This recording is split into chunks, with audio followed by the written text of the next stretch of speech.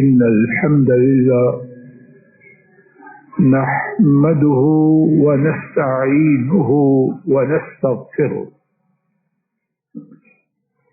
ونعوذ بالله من شرور أنفسنا ومن سيئات أعمالنا من يهده الله فلا مضل له ومن يضلل فلا هادي له وأشهد أن لا إله إلا الله وحده لا شريك له وأشهد أن محمدا عبده ورسوله صلوات ربي وسلامه عليه. أما بعد فإن خير الحديث كتاب الله وخير الهدي هدي محمد صلى الله عليه وسلم وشر الأمور محدثاتها وكل محدثة بدعة وكل بدعة ضلالة وكل ضلالة في النار.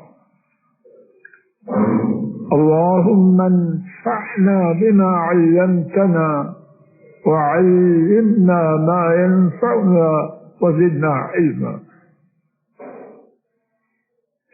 سبحانك لا علم لنا إلا ما علمتنا إنك أنت العليم الحكيم.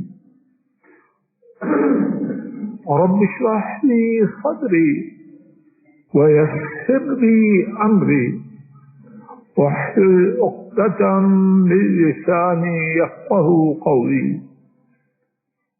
أعوذ بالله السميع العليم من الشيطان الرجيم. إن الله يأمركم أن تؤدوا الأمانات إلى أهلها. اللہ مالک کی توفیق سے گزشتہ 2 خطبات جمعہ میں قرض کے حوالے سے کچھ گزارشات عرض کرنے کی عاجزانہ کوشش کی گئی.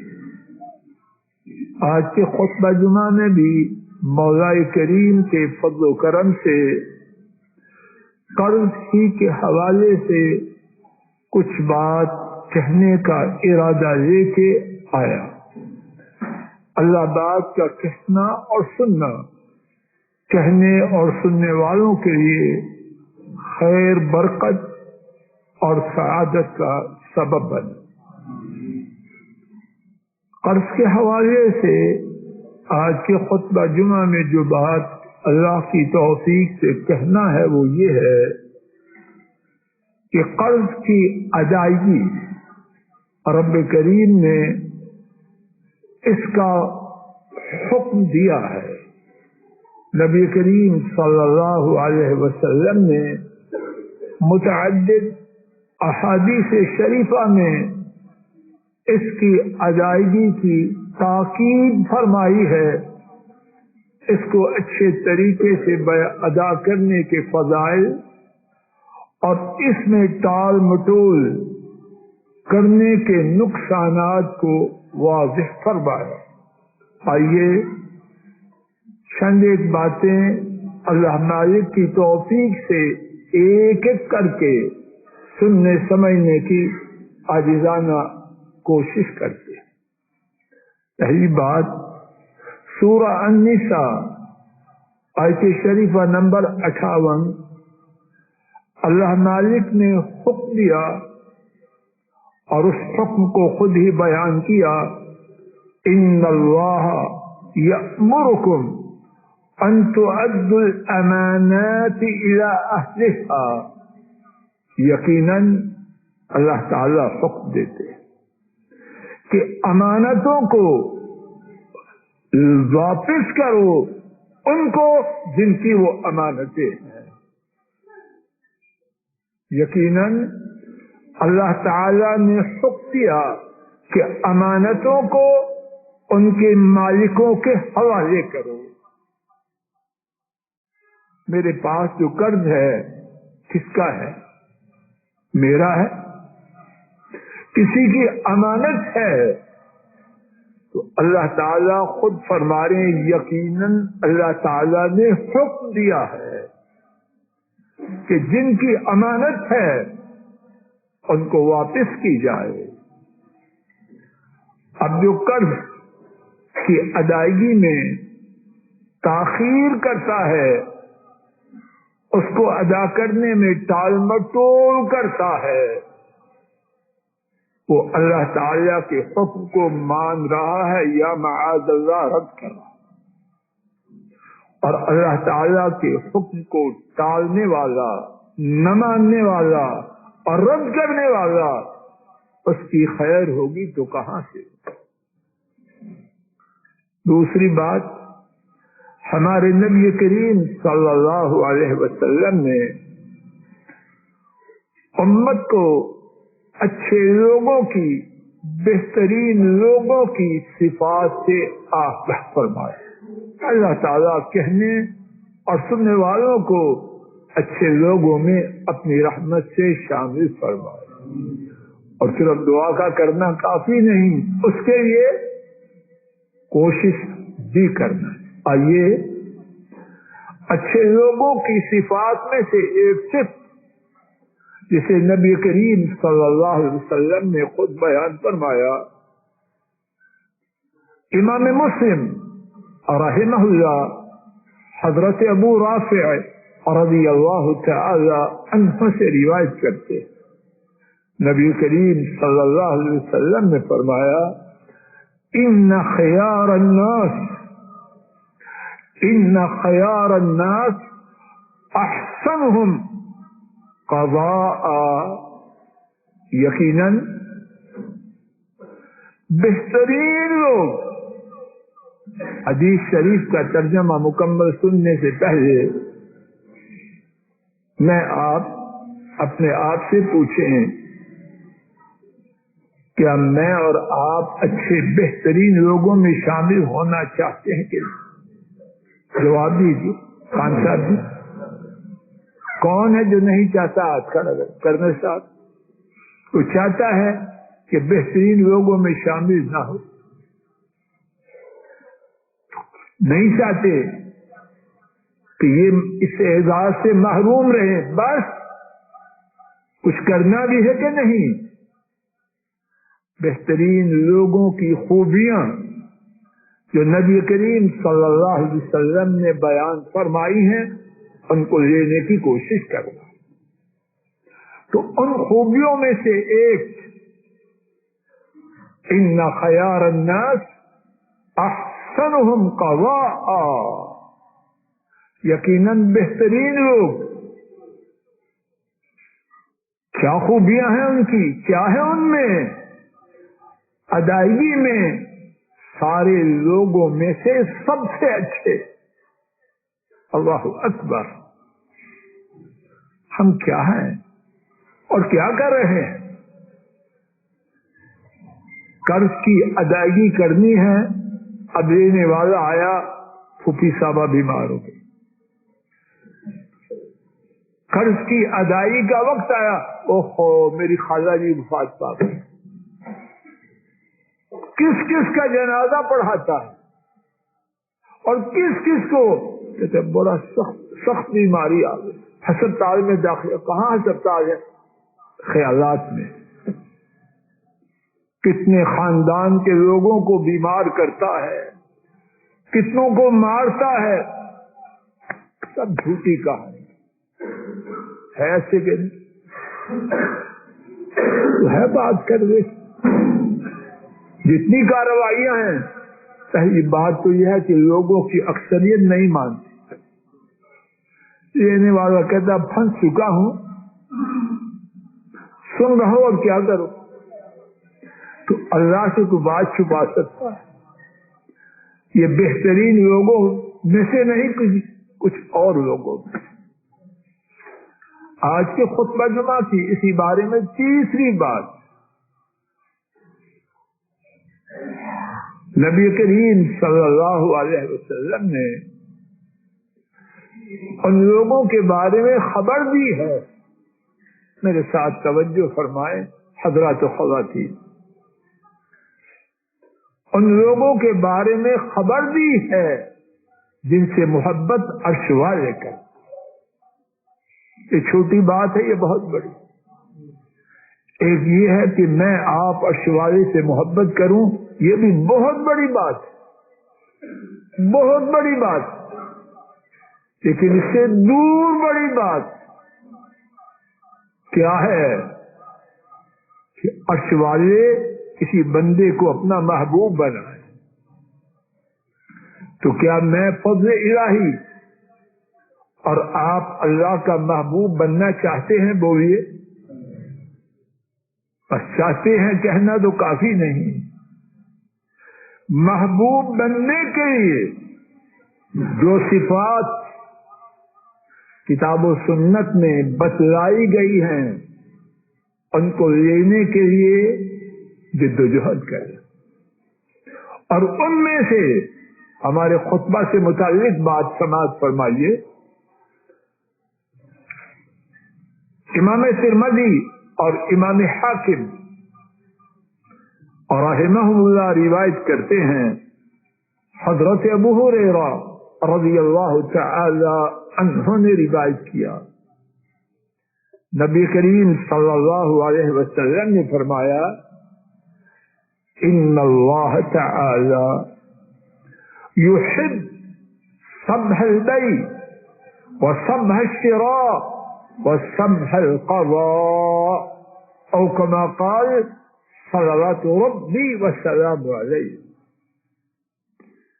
ارشاد فرمایا، یقیناً اللہ تعالی اس شخص سے محبت کرتے۔ اللہ اکبر! یا اللہ، مانتے ہوئے بھی شرم آتی ہے، لیکن دروازہ کھلا ہے، یا اللہ ہمیں بھی ان میں شامل کر۔ یقیناً اللہ محبت کرتے ہیں، اور اللہ گواہ ہے، اگر نبی پاک صلی اللہ علیہ وسلم نے حکم الہی سے اس کی خبر نہ دی ہوتی، مخلوق کی جرأت ہے کہ اتنی بڑی بات بولے؟ یقیناً اللہ تعالی محبت کرتے۔ اللہ اکبر! کس سے؟ جو بیچنے میں آسانی کرتا اور خریدنے میں آسانی کرتا ہے، بیچتے ہوئے اپنے فائدے میں کچھ کمی کرتا ہے، کچھ نرمی کرتا ہے تاکہ لینے والے کا فائدہ ہو جائے، یہ نہیں کہ نقصان کرتا اپنا، یہ مطلب نہیں، آسانی کرتا، خریدتے ہوئے آسانی کرتا ہے کہ چلو بیچنے والے کا کچھ فائدہ ہو جائے۔ اور کیا کرتا ہے جس کا تعلق ہے ہمارے موضوع سے، جو ادا کرنے میں آسانی کرتا۔ قرض لیا ہے، انشاءاللہ 30 کو ادا کروں گا، 28 آئی لیکن رقم پہنچ گیا، 25 ہوئی،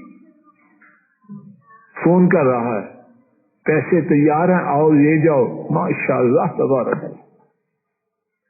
یہ اللہ کے محبوب بندوں کی خصلت کو امید ہے انشاءاللہ پانے والا ہے۔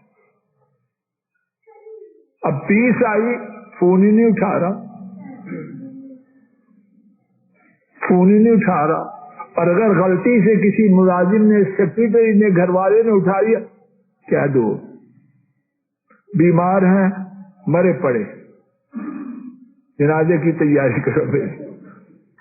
ہے بات مکر و فریب کی کہانیاں، اور یہ عام ہے، انا للہ و باہر لینے کے لیے ہے ہی نہیں شیخ صاحب۔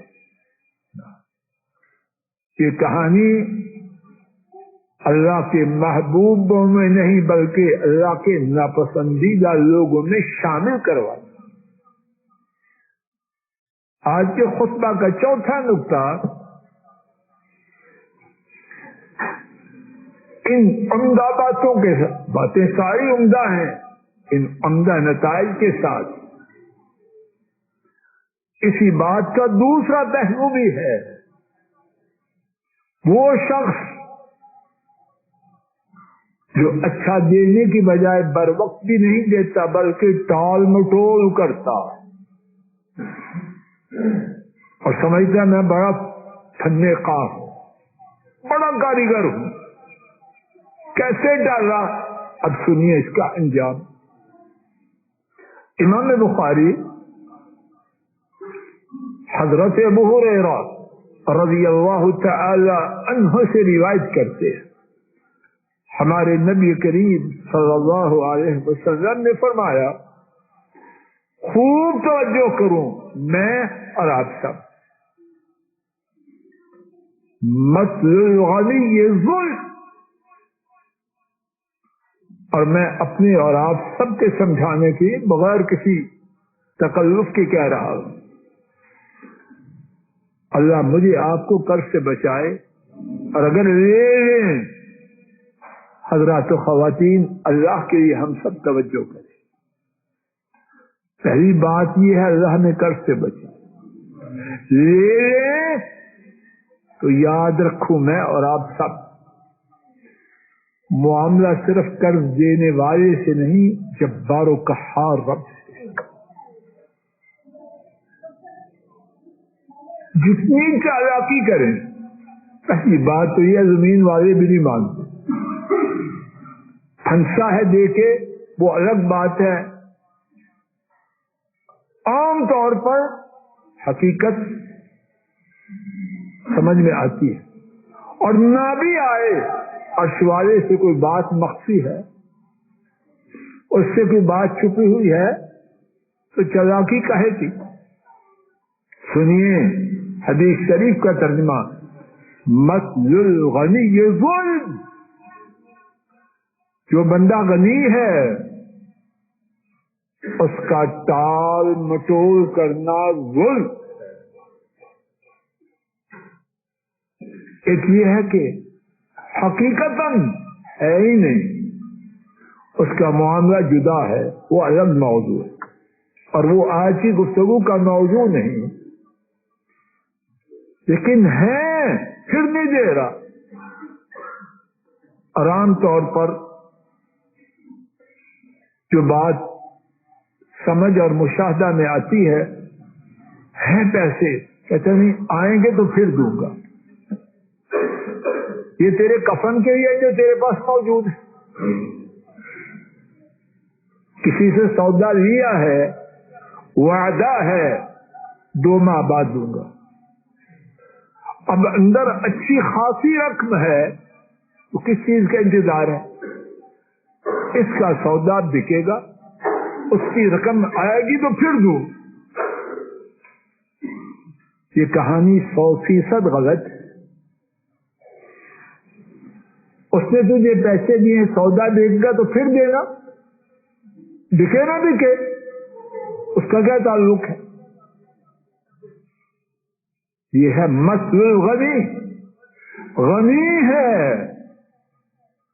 فرمایا پھر ٹال مٹول کرتا ہے تو یہ ظلم ہے، اور ظلم کا انجام اچھا ہے یا برا ہے؟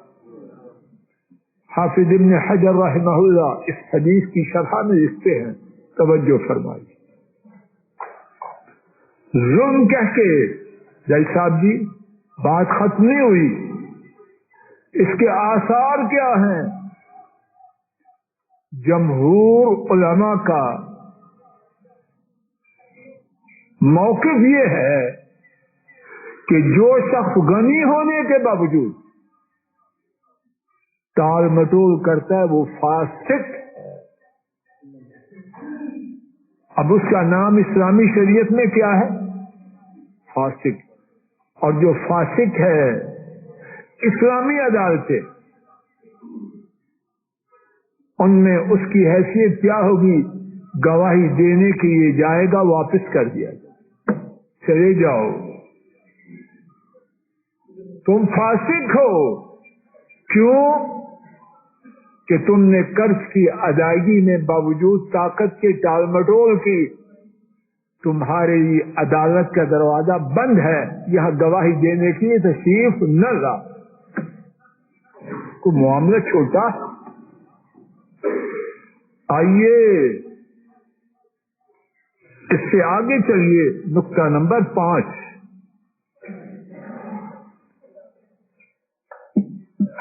بات یہاں تک نہ رکی کہ گواہی اسلامی عدالت میں وہ مسترد ہوئی. رحمت للعالمین جو بنا کے بھیجے،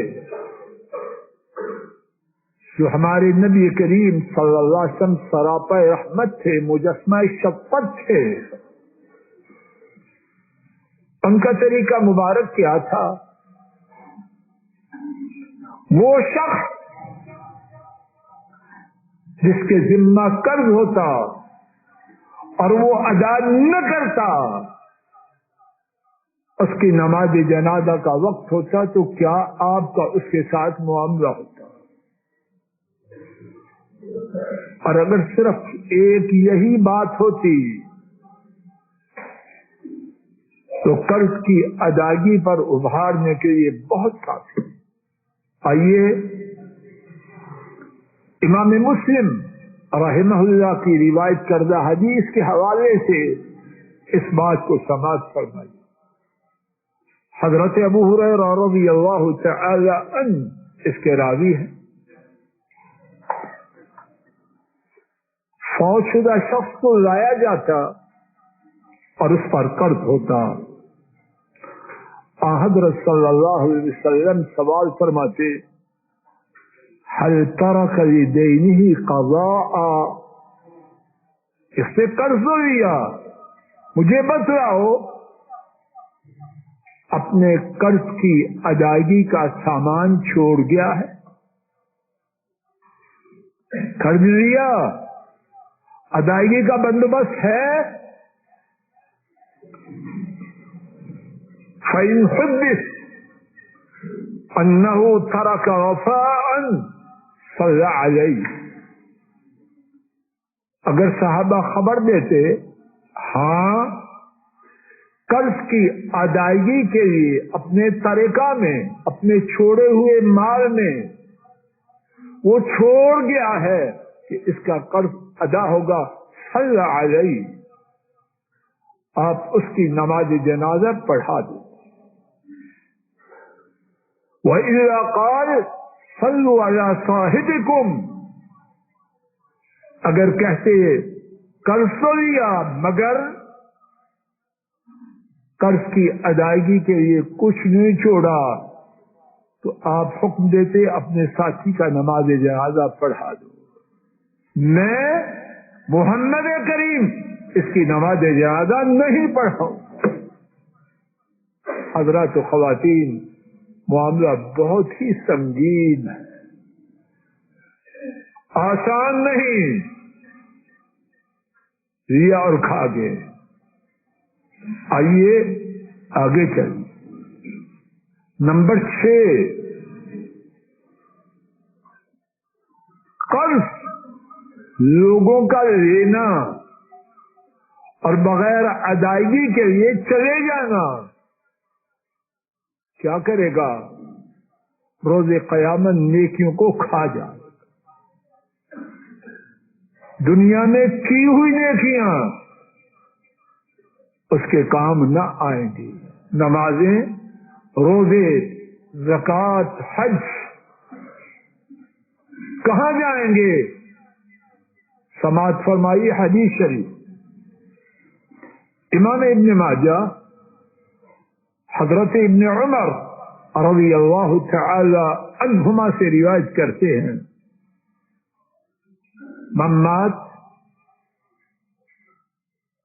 امام ابن ماجہ حضرت ابن عمر رضی اللہ تعالی عنہما سے روایت کرتے ہیں، نبی کریم صلی اللہ علیہ وسلم نے فرمایا، من مات وعليه دینار او درہم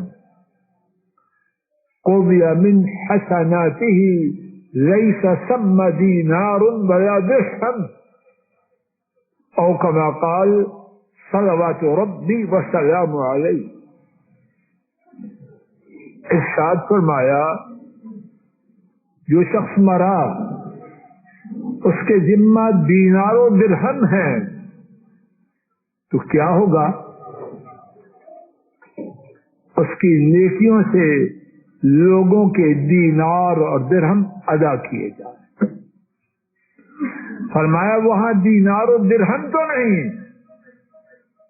وہاں نیکیاں ہیں۔ اگر اس کی نیکیاں ہیں، اس کی نیکیوں کو لیا جائے گا اور ان کے حوالے کیا جائے گا۔ جن کا قرض لیے ہوئے وہ دنیا سے چلا گیا، تو لوگوں کا قرض کھا کے مرنا بغیر ادائیگی کے دنیا میں کی ہوئی نیکیوں سے اسے محروم کر دیا۔ 7واں نقطہ، اللہ اکبر، اللہ بچا لے، اللہ بچا لے۔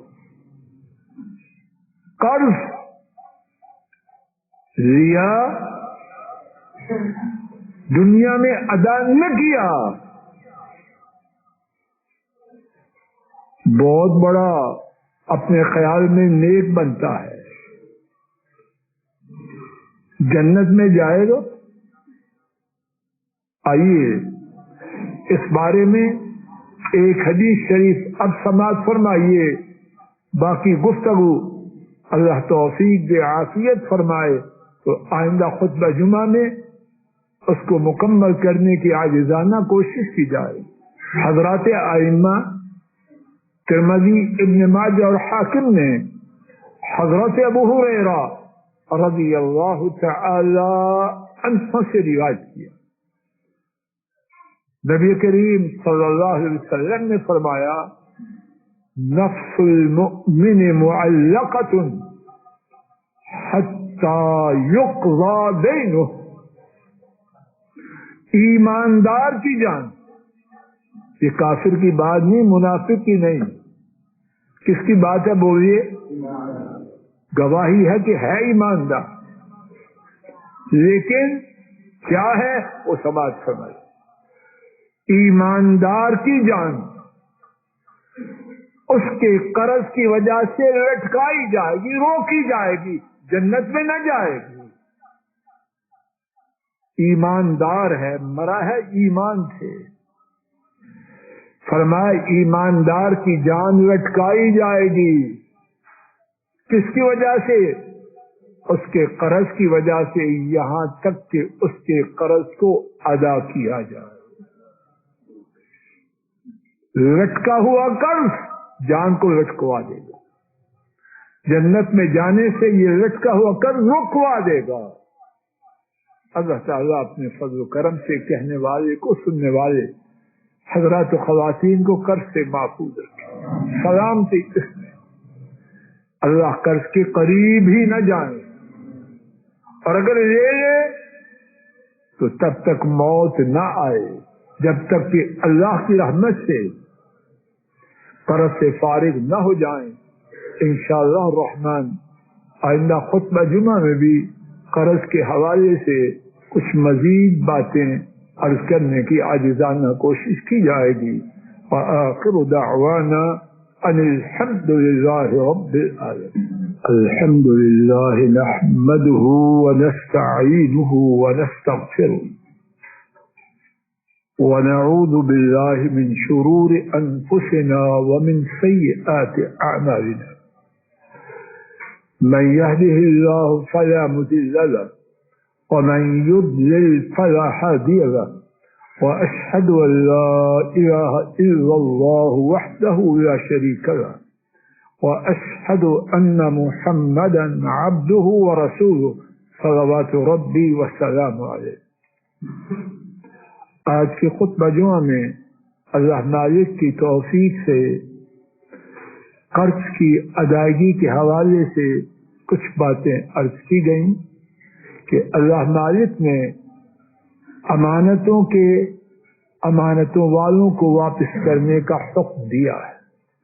بہترین لوگوں کی صفات میں سے ایک کہ وہ ادائیگی میں سب سے اچھے ہیں، ادائیگی میں اچھے انداز سے، آسانی سے ادا کرنے والا اللہ تعالیٰ ایسے لوگوں کو پسند کرتے ہیں۔ ٹال مٹول کرنے والا وہ ظالم ہے، قرض کی ادائیگی میں ٹال مٹول کرنے والا ظالم ہے، وہ فاسق ہے، اور اسلامی عدالت میں جمہور علماء کے نزدیک اس کی گواہی کو رد کیا جائے گا۔ قرض کا باقی رہنا روز قیامت نیکیوں کو کھا جائے گا۔ جس کے ذمہ قرض ہوگا اور وہ باوجود اور وہ قصداً اس کی ادائیگی سے گریز کرتا رہا، ٹالتا رہا، ادا نہ کیا، وہ جنت میں داخل نہ ہوگا جب تک اس کا قرض ادا نہیں ہوگا۔ اللہ تعالیٰ قرض سے محفوظ رکھے، اور اگر لے تو اللہ تعالیٰ موت سے پہلے ادا کرنے کی توفیق عطا فرمائے۔ آئندہ خطبہ جمعہ میں بھی اسی بارے میں کچھ مزید باتیں اللہ کی توفیق سے عرض کرنے کی کوشش کی جائے گی۔ اللہم صلی علی محمد وعلی آل محمد کما صلیت علی ابراہیم وعلی آل ابراہیم انک حمید مجید۔